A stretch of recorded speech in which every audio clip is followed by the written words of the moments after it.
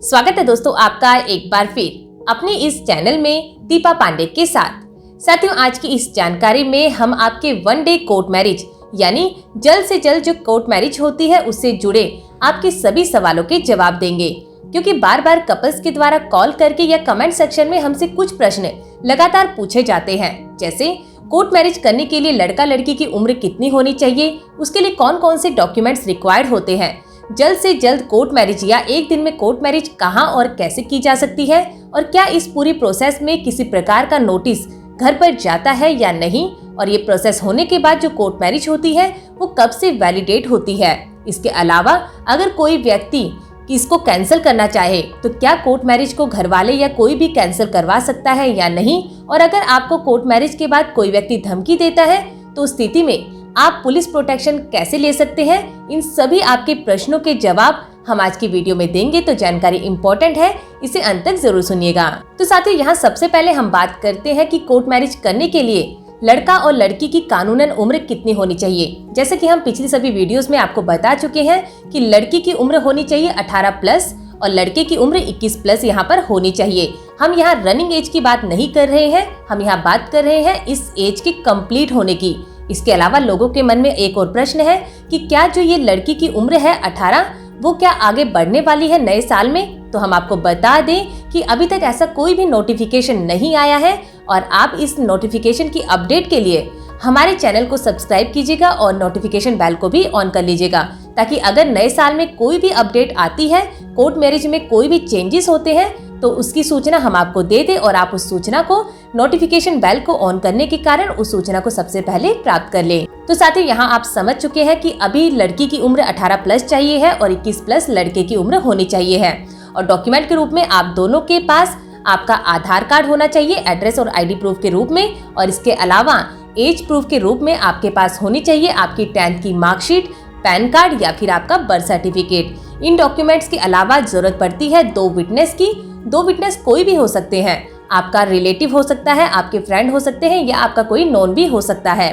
बस ध्यान रखिएगा कि उनकी उम्र 18 से प्लस होनी चाहिए। उनके पास भी डॉक्यूमेंट के रूप में उनका आधार कार्ड या फिर अपना पैन कार्ड, 10th की मार्कशीट हो सकती है, और इस स्थिति में दोनों के पास ही 2 पासपोर्ट साइज फोटो होनी चाहिए विटनेस के पास, और जो यहाँ लड़का और लड़की है जिनकी मैरिज होनी है उनके पास चाहिए 6 पासपोर्ट साइज फोटो।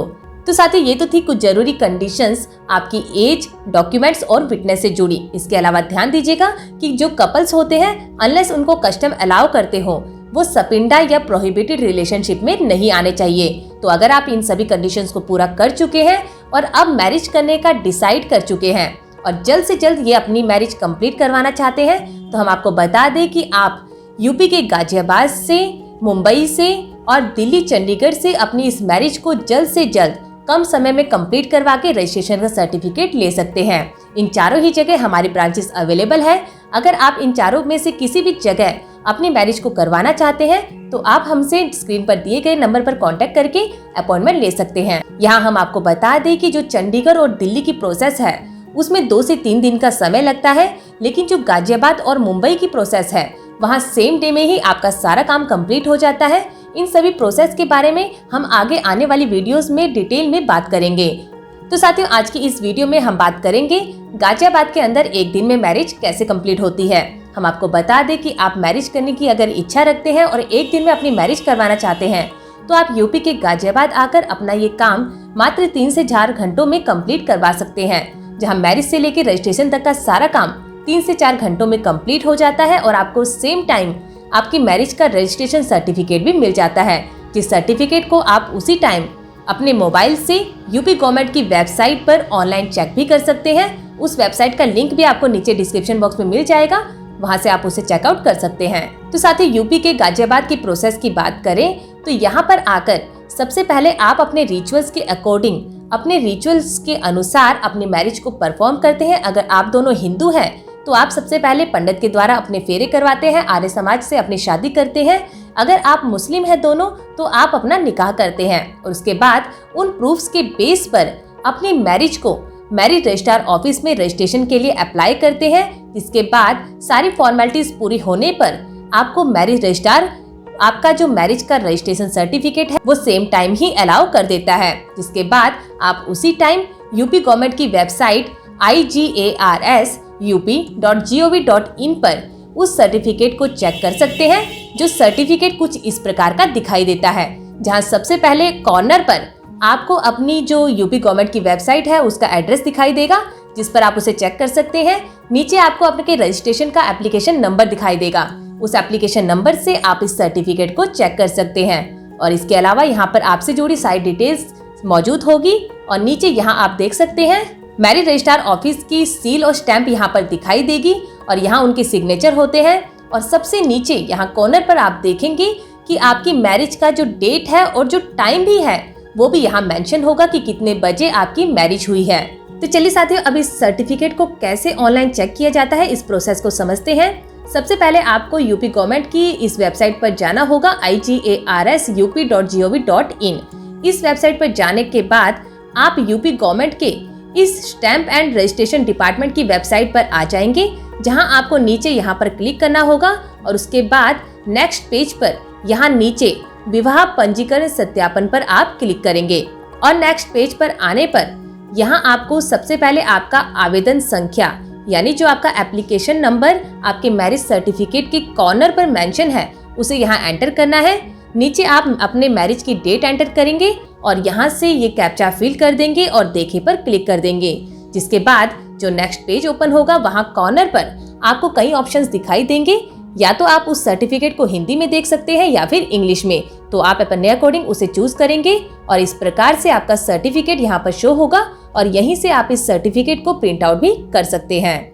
तो साथियों, इस प्रकार से आप अपनी मैरिज की रजिस्ट्रेशन सर्टिफिकेट को उसी टाइम गवर्नमेंट की वेबसाइट पर अपने मोबाइल से ऑनलाइन चेक कर सकते हैं। और इसके अलावा जिस बात का आपको हमेशा ध्यान रखना है वो ये है कि कभी भी कोई भी मैरिज ई स्टैम्प पेपर पर या नोटरी पेपर पर रजिस्टर्ड नहीं होती है। और अगर कोई ऐसा करने को आपको कहता है तो ऐसे लोगों से आपको बचकर रहना है, क्योंकि ये सरासर गलत है। और हाँ, एक बात और हम आपको बता दें कि इस पूरी प्रोसेस में किसी भी प्रकार का नोटिस आपके घर पर नहीं जाता है, यानी आपके घर वालों को या किसी को भी तब तक आपकी मैरिज के बारे में पता नहीं चलता है जब तक आप नहीं चाहते हैं। यानी यहाँ पर सारा काम पूरी प्राइवेसी और सिक्योरिटी के साथ होता है और जेन्युइन होता है। और साथियों, इसके अलावा एक और मिथ है जो लगातार लोगों के बीच में फैलाया जा रहा है।